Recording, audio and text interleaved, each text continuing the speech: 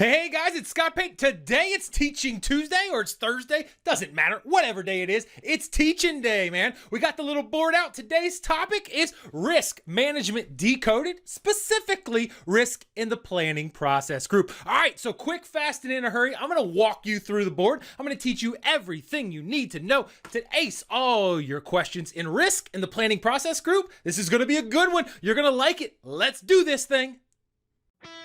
So the real question is this: how do hard-working project hustlers like us, who aren't afraid to put in the work, who invest in ourselves and our careers, how do we prepare for the PMP in a way that makes us battle-ready for the onslaught of situational questions we know we'll face, so that we can walk into the exam with confidence and walk out with the project respect we deserve? Now, I've been in your shoes and I've done it. Join me as I guide you step by step to your PMP success using the most innovative study practices and the best tools on the market. My name is Scott Payne, and welcome to PMP Exam Success Secrets. So as you know, there are 5 processes in risk-related processes in the planning process group. All right, cool. That's the high level. Now, let's talk about what the purpose of all those 5 processes are as far as risk goes. Anytime you go down and you look at a chunk of processes, you always want to start with that question: why do these processes exist? What are we trying to get out of them? How does it benefit us as a project? All right, so we're going to play by the same rules on this one. Now, there are 5 processes, plan risk management, identify risk, all the way down. Okay, so what is the purpose of these 5, right? Well, right off the bat, we know that we're in the planning process group. We're setting our baselines. We're setting our how-to manuals, in a sense, all our plans for going forth. And what we want to do right now, it's super, super important, is that we want to identify, analyze, and plan for the risks that are going to come at us in this project, all right? Because if we don't do that, it's like the Titanic taking off, right? We're going to run into those icebergs and we're going to sink. And so we don't want to sink. We don't want to die. We don't want to have delays on our project and all these things. We want to prepare for them as early and as diligently as we can up front, all right? So that's what we're trying to get to. And through these 5 processes that we'll walk through, the big output at the bottom, the thing we're really producing here, is that we're producing risk response plans. Now, think about these as individual plans for all the big risks and opportunities. I'll talk about that in a second, that come through, all right? And so when we talk through there, let me just see what happened. When we talk through, that's what we're trying to produce, those risk response plans. And those are our instructions for how we deal with risk when risk pop up, all right? So what are the 5 processes? Let's start with that. First one is plan risk management, all right? That's what we're trying to do. And anytime it's plan something management all the way through the PMBOK, the way I want you to think about it is that's my how-to manual, okay? That's the guide for how we're going to operate in this knowledge area related to risk, okay? So what are the things? Okay, so how we're going to identify risk, how we're going to evaluate them, how we're going to plan for them, how we're going to monitor them, how we're going to make sure everything gets implemented, and how we're going to adjust when it happens. All those things. This is where we're setting, this is our perspective. This is the way you as a project manager are setting your team up to say, this is how we're going to do it. Here's the templates that we're going to use. Here's the way we're going to evaluate risks. You go out and you assess what's the risk threshold in your organization. You're going to say, like, how much money do we have for risk? What do we have up front? Like, who's involved? All those things. So how-to manual. Now, that's the easiest of all processes. And you know what we produce there? A risk management plan. One of the big subsidiary plans. So we've knocked off 1 of 5, plan risk management. I'm not even going to write it on the board because the meat and the details, the gold is in the next 4. So what's the next 4? We'll walk them through. It's identify risk is the top one. Then it's, what do we have? Come on. Perform qualitative risk analysis. Then it's perform quantitative risk analysis. And then as we go through, it's plan risk responses. So there. So the hard part is how do I, first of all, as you're learning, how do you remember all those things? Now, here's the way I want you to remember. The way I think about them is like a funnel, okay? And I'll draw the funnel the best I can. And so here we go. This is what a funnel kind of looks like, right? Kind of looks like a triangle, big at the top, small at the bottom, all right? Work with me here, all right? And then each section, we're going to break it up into 4s, progressively gets smaller. Ooh, that looks rough. my drawing, but deal with me, okay? So the top of the funnel, big, is our first process. So that's, the first one right here, right? And then what number is it in the book? It is 11.1. So we'll just play by the rules, or 11.2 actually. All right, 11.3 is right here, 11.4 is right here, and 11.5 is right here. That's the way I want you to think about it, all right? So the first process, what was it? Identify risk, right? So as we think through, what have we done in planning at this point? All these processes in planning are kind of done in parallel as we're going forward, but our big focus is to get our baselines done, right? Scope, schedule, and cost. All right. And so as we're doing that, we're going to have to figure out, what are we doing? We'll work out our work breakdown structure down in the scope neighborhood. That translates into our activities, the things that we actually do to do the work. And that breaks down into our schedule. Then we got to figure out what our cost is and our resources, all those things. Now, as we do all of those processes, we're going to identify risks, things that can go bad, right? Individual things that can go bad. All right. And so what we want to do is we want to start accumulating all those. Think about that. Like we're going to throw them all on a table. As you work through all your plans, scope and schedule, cost, quality, resources, all these things, as you're using your brain to think that way, you are going to lead your team in thinking about what kind of risks exist. And when you find those are gold. You want to grab them, put them in the bucket. And that's how you think about this first thing. We're identifying risks, all right? This is iterative over and over and over, Jack. And so this first one is identify, I'm going to call it risks, right? And excuse my sloppiness, but we're good. So identify risks. You're going and putting all the risks that you have identified, both positive and negative, down, all right? And the ways to do that, facilitation, bringing in a facilitator, doing focus groups, interviewing people, just constantly asking, constantly identifying risks, all right? And so as we think through this, what is our big output? What do we get? What do we create with this first process, identify risks? What we're going to do is we're going to have a risk register, which, to be very, very simple about it, it's just a document, Excel file or something like that, that just records all the risks. Risk 1 through risk whatever. We put a little code on it, probably linking it back to the WBS individual work package that it affects. And then as we start to learn more about that risk, we start to add details to it. So starting off risk 1, blah, blah, blah, whatever it is, it's related to this work package. And then as we go across, we're getting more and more details. So sweet. So if you think about this as we iteratively go through and try to, get to our baselines, we're going to continually find risks. And that Excel file, it's going to get bigger, bigger, bigger, bigger, bigger. All those individual risks. Now, I don't know what this says about me as a person, but when I think of risks, I think of negative things, right? Do you? Do you think of negative only? Because in reality, and the way you need to think about here, there are obviously negative risks.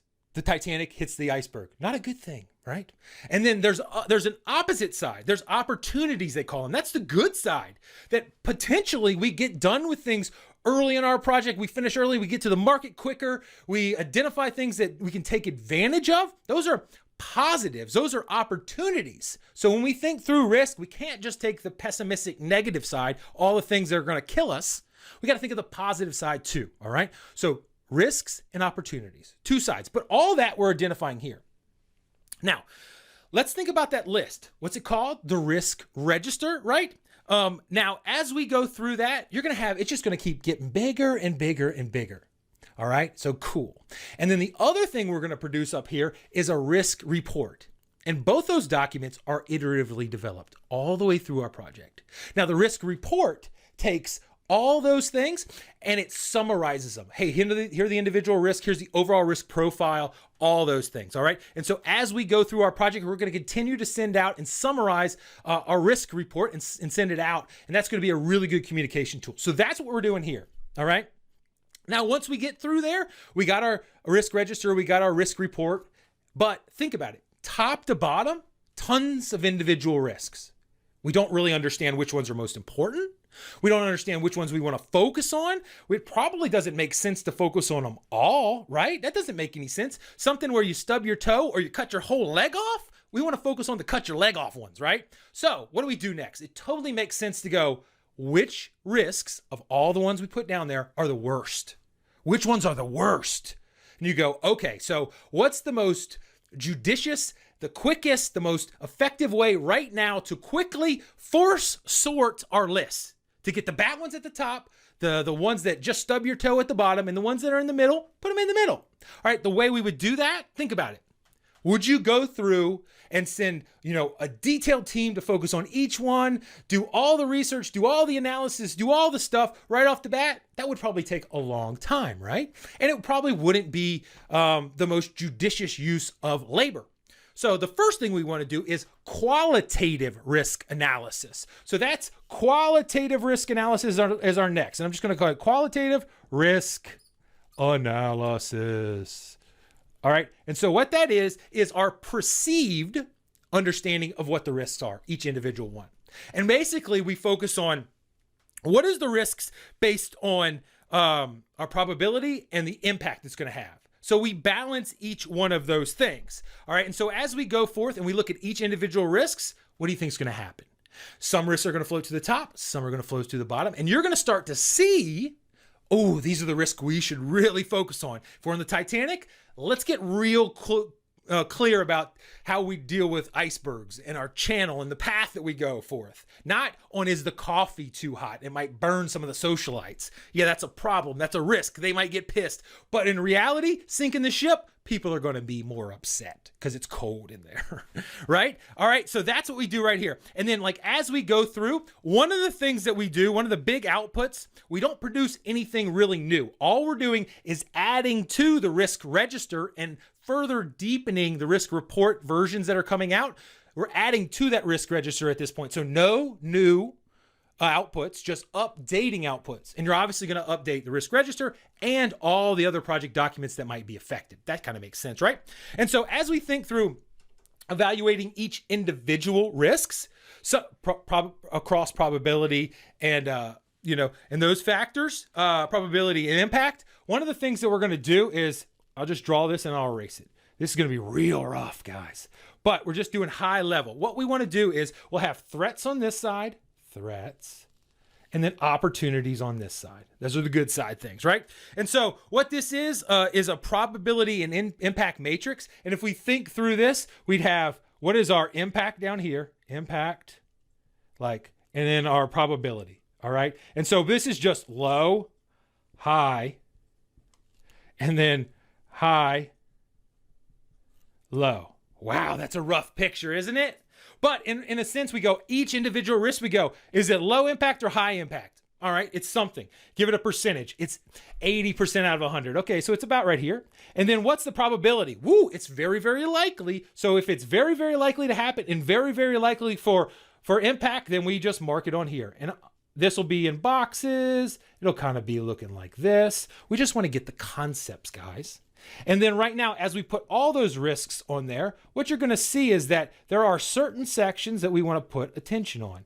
Now, this is just a rough picture, but obviously closer to the middle and higher up is where we want to put our attention, because those are high impact, high probability. Or on the other side for opportunity, those are high impact in the positive neighborhood. Everybody's going to win the lottery. And the probability is high. So we want to focus on those. All right. So as we're doing that, that is one of the techniques that we use in qualitative risk analysis, just to rank our individual risks. All right, so that's one way we do it. Let's erase that nice and pretty All right, and so as we go through that, we have the perceived risks or perceived, impact of our risks, and we rank them there. Now, what we still have is a long list of identified risks on the risk register. And so we say, well, what's the next step? Now, if you have a small project, a lot of times you'll just jump right down to the bottom and you'll start developing risk response plans. But if you have bigger projects, and on the PMP exam, we think of ourselves as having multinational, multi-billion-dollar, ginormous projects that define your career and your life, And so we want to go deeper. All right. We don't want to just understand the individual risk output, but we want to understand the overall risk profile of the project. All right. And so as we go through there, what we're going to do now is we're going to get into quantitative risk analysis. I think my handwriting is getting better, potentially, right? So what's the difference between qualitative and quantitative? right? So qualitative in the roughest sense is perceived, it's feelings, it's emotions, it's beliefs. Quantitative, quantity, numbers, facts, those kind of things. So what are we going to do? We're going to take this list, this 4 strength, and we're going to go and look at the individual risks. And we're going to put numbers to them. What is the actual percentage of probability? What is the actual projected cost or benefit that we're going to get from this risk, depending on what side it is? And then as we do that, we'll have a really good understanding of all our risk. And what could we do there? We could use the modeling techniques that I'm going to talk through, and we could find out what the overall risk profile is for this project. And how would that help us, right? That would say that, based on all the risks that we've identified, and in all honesty, there's probably some risks out there that are hiding from us. And as we go through this, we're going to continue to develop and continue to find them. But right now, we could find potentially what the profile is for our project. And that can introduce us right at the beginning to say, are we okay in this project? How much do we need to allocate as far as resources and costs to handle these risks? That would be good to know, right? And then the other thing is, if we have firm, defined limits on cost, this risk profile, as far as cost goes and probability, would help us understand if we are in a really, really dangerous situation or if we have some flexibility, okay? And this all kind of goes back to the risk tolerance of the project and the organization, all right? So think about what we've done. We've gone from a big old list without any kind of knowledge to it. It's just a list of all the risk and opportunity. Then we put some perceived understanding of probability and impact. That's here, and we've ranked them. That's cool. And then we went here and we went deeper. Now we got granular, we got factual, we got data against them, and we got a really good understanding. And we can take all that stuff and imagine if we ran an experiment thousands of times and said, sometimes everything bad happens. Sometimes nothing bad happens. Sometimes it's a little bit of this, a little bit of that, and all the different variants that exist based on probability. What you would get over time is you would get a profile, and it would kind of look like this. Let's see if that shows up. All right, I'm gonna do my best. Now it would kind of look like this, and this would be a risk profile. This is the S curve. Any idea why it's called an S?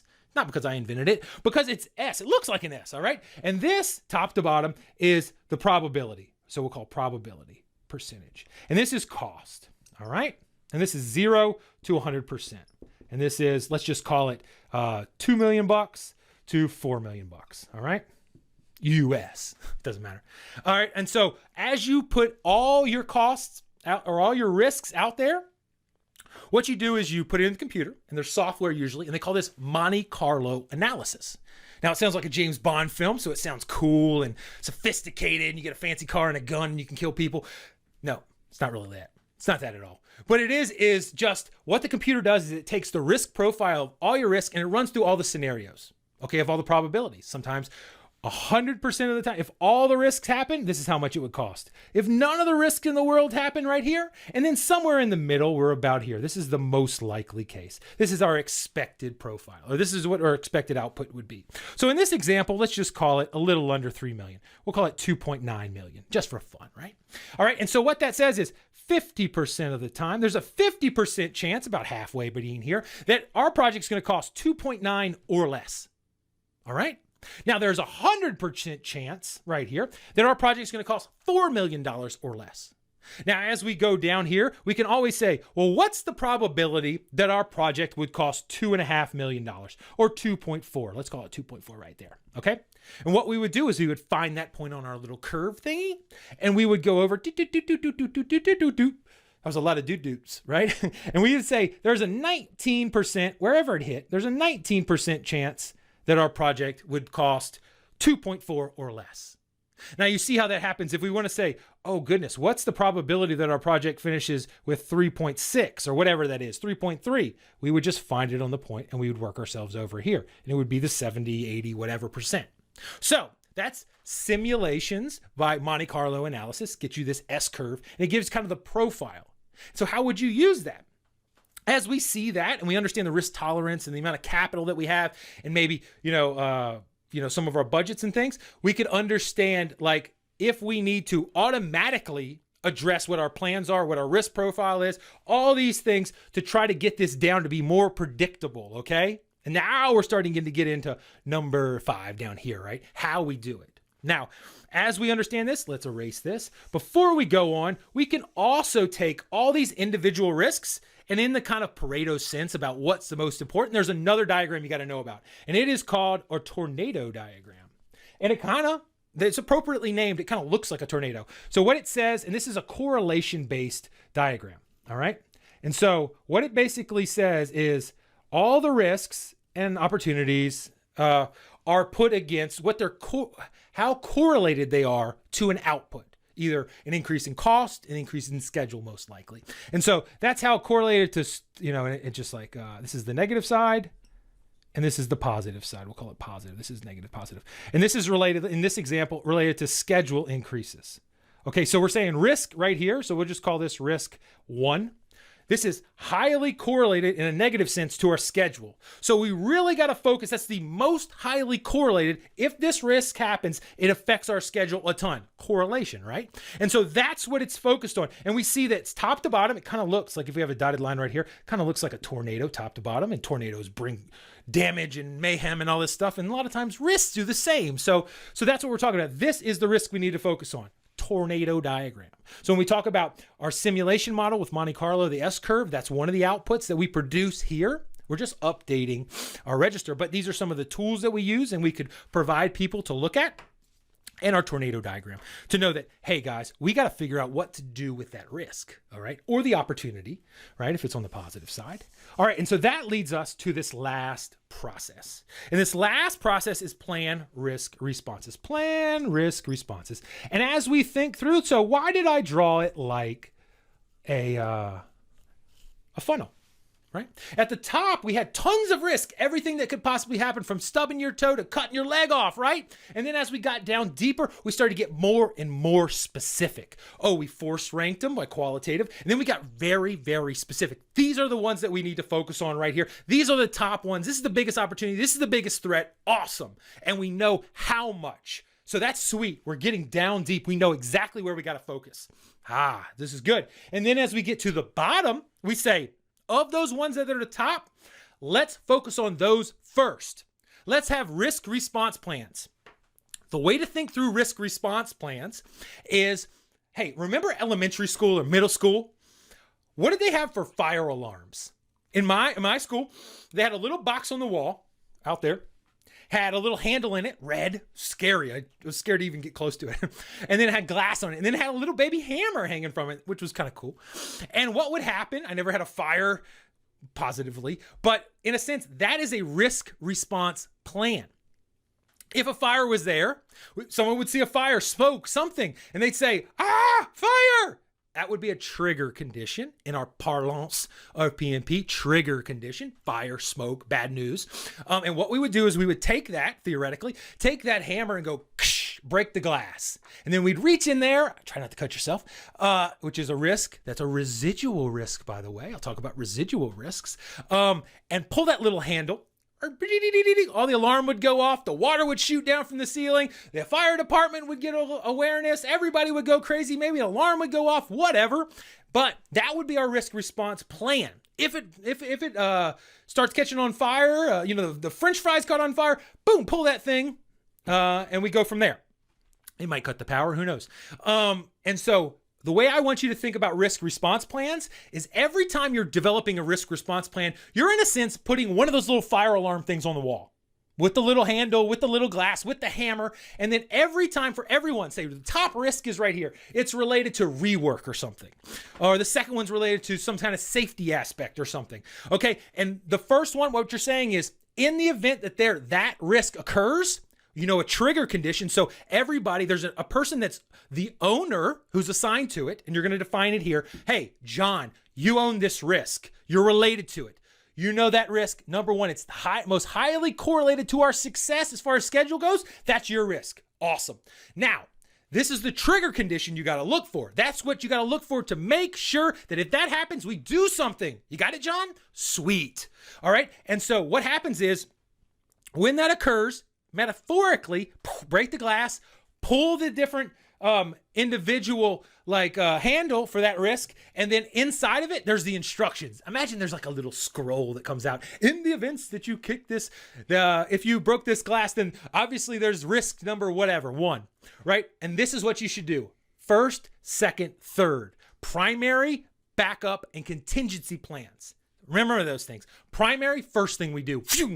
Do that first thing. If that doesn't work, backup. Let's do that one. Third thing, contingency. Boom, let's do that one. Okay, those are the 3 plans. So you're being proactive and you're planning right off the bat, all right? So that you'd feel a lot better. If the iceberg's in front of us, we know what to do. First of all, there's a trigger condition. I see that iceberg. I see that iceberg. Okay, sweet. What's the first thing we do? Break the glass in a sense, pull it out, turn left. All right, sweet, turn left. Turn up the, do something else. I don't know what you do in an iceberg. I worked on ships. I should know what you should do. Don't go near icebergs. That's my number 1. And then we go forth and do that. So every one of those big risks has a risk response plan, and the opportunities do. Now, we're not going to go through it in this video, and I'm going to go through it later. Hey, buddy, is what we're going to do is every one of these either threats or opportunities, there are 5 different approaches that we can do to dealing with them. Okay. And so I got help out there. All right. And so as far as threats go, you can escalate, bring it to your boss. We're going to go through these in depth in another video. You could avoid, you could transfer, you could mitigate, you could accept. There's 5 different approaches that you could do for threats and opportunities. All you need to know is when you develop these risk response plans, you're going to lead your team through these things to say, hey, should we just accept this? Is it just something that's not that bad and we're just going to take it on? If it's an opportunity, maybe you just accept it if you know it's going to happen. Or should we mitigate it? Or should we transfer it? Or should we escalate it? Whatever, you're going to go through there and you're going to pick the most appropriate task, the most appropriate approach to dealing with it, because you're going to do alternatives analysis. Now, when we think through this in the way that I'm preaching to you, I'm just breaking down the iddos in a way that makes sense logically. And that's what you got to do, guys. All right. And so what you're doing is alternatives analysis in here. Well, we could mitigate, or we could transfer, or we could accept. Which one would be better? I don't know. And so you select one. All right. And then additionally, in addition to an alternatives analysis, you're going to do cost benefit. Now, it would cost a certain amount to mitigate this or transfer this or do something else. And then what is the benefit of doing that? You're going to do your darndest to figure out what that equation is. All right. We do this, we spend this money, we get that. All right. You remember how I said, you break the glass, you get a little scroll. Oh, goodness. You break the glass, you get a little scroll that tells you your primary, your backup, and your contingency plans. Remember that? Now, additionally, what we're talking about is we get money. Imagine there's a $20 or $100 bill stapled to it. Now, for every one of these known, unknown risks, there's money attached to it. And what that is contingency reserves. All right? And so what are contingency reserves? That sounds like cost-related things. Awesome. It is. Now, inside, I'm going deep on this one, guys. I didn't know I was going to go this deep. This is risk. I told you everything you need to know. Now, as we get to this point and we try to figure out what is the best approach to dealing with risk or opportunity, we're going to pick a strategy. Say we're going to mitigate this, or we're going to avoid this. We're going to change our plans. We're going to go south. On the Titanic example, we're going to go more south. It's going to take more fuel. Okay, cool. We know the cost benefit's worth it. We don't die. Our ship doesn't sink, but we spend a little bit more fuel, but it pays off in our sense, okay? Now, what we're going to do, and I'm going to explain how this works. All the individual risks, all the ones that have contingency reserve attached to them that will cost money, we don't know if we're going to have to use them because all risks might not occur. Some of them might. We think about what the contingency reserves are, all right? And so think about how we built our baselining cost. All right. Now, the way it does, and I might run out of a little vision, is and this is very simple, all the little activities that go into a project, all of them, get piled up in a sense. And that's a certain cost. All right. So this is activity cost. We'll call it that. All right. Now, on top of that, we have contingency reserves. And we get that from here. Isn't that cool? We get that from here and it goes in right there. And you know what that equals? That plus that activity cost plus contingency reserve. Come on, say it with me now. We've been playing this game for over 30 minutes or about 30 minutes. Tell me what that is. That's our baseline.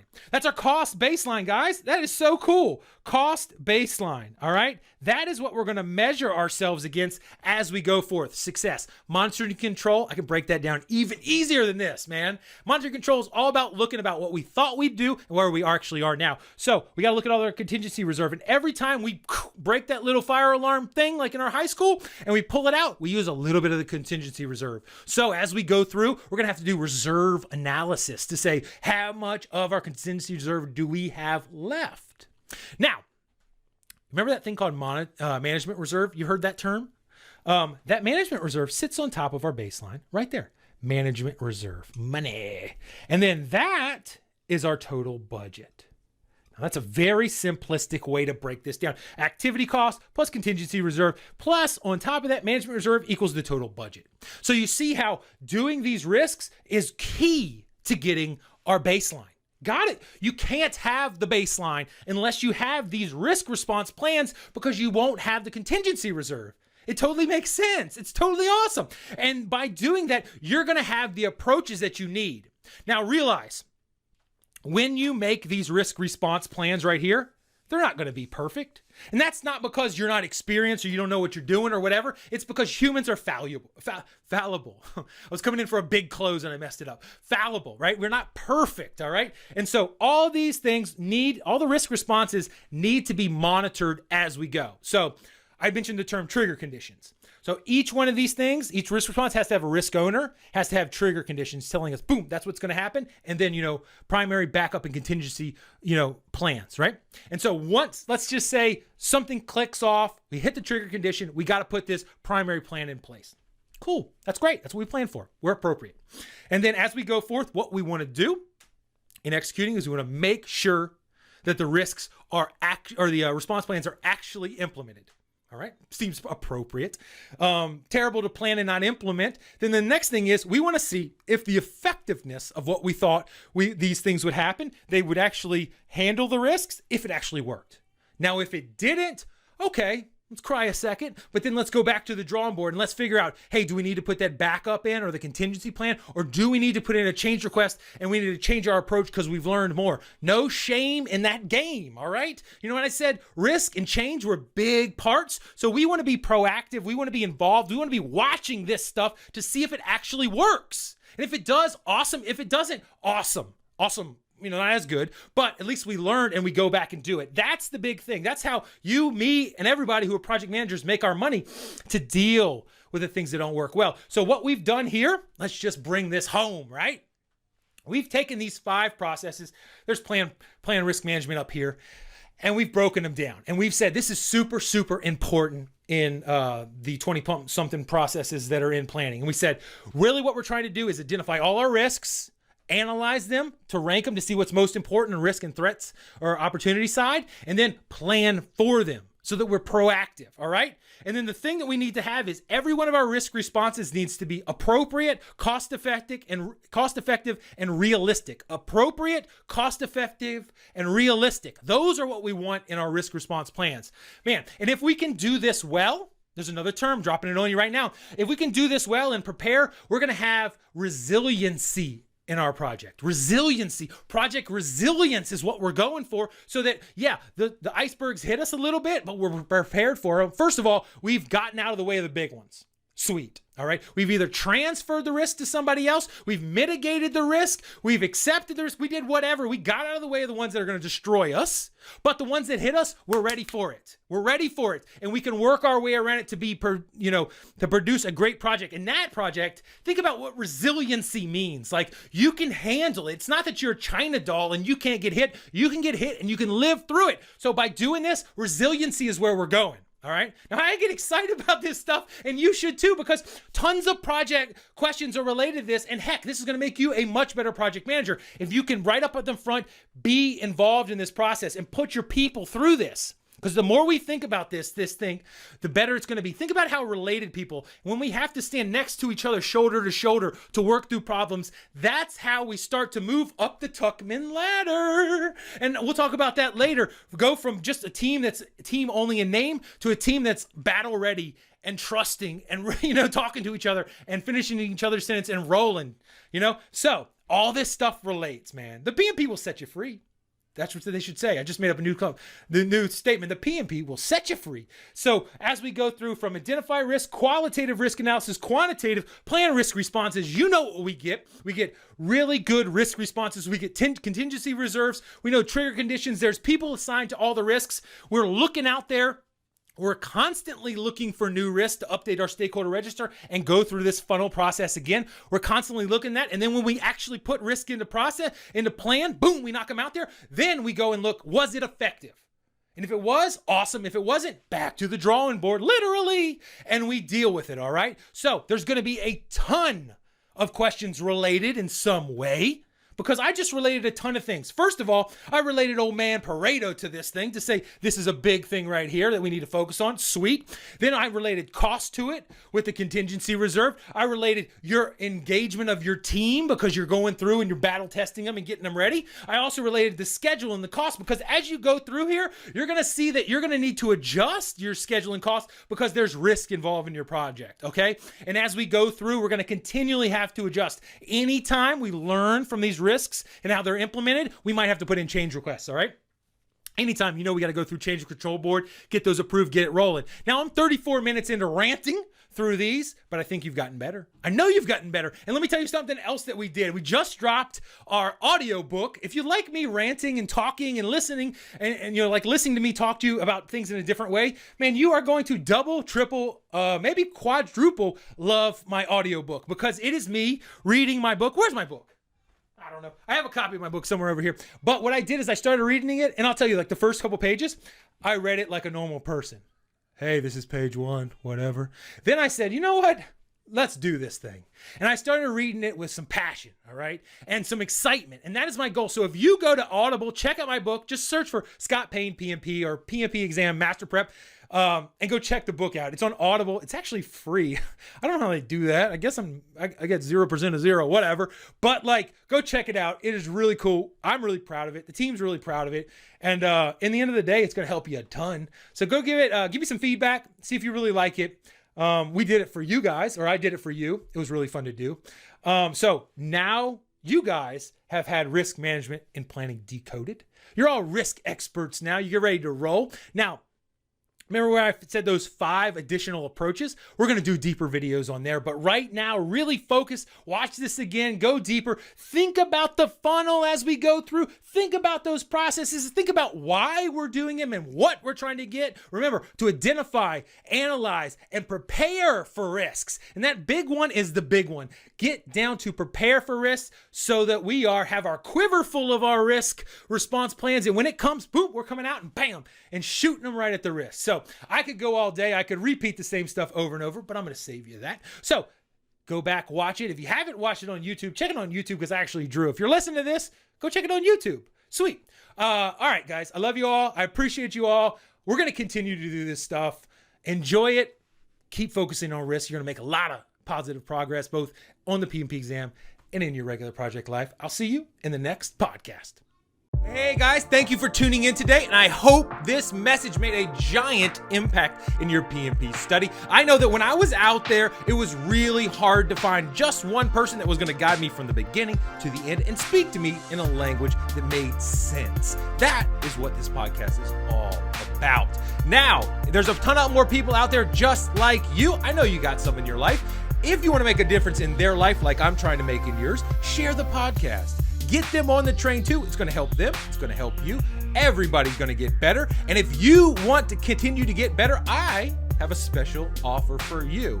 Now, I've written a new book. I know a lot of you out there are having issues with math and EVM, earned value management calculations. It's hard. It's confusing, we think, but in reality, I've broken it all down. I've simplified everything. So if you want to take your EVM levels to the roof, if you want EVM made easy, then come to our website, pmmasterprep.com/free. I have a book. It's going to be on Amazon. It's going to cost a lot of money on Amazon, but on my website, it's free.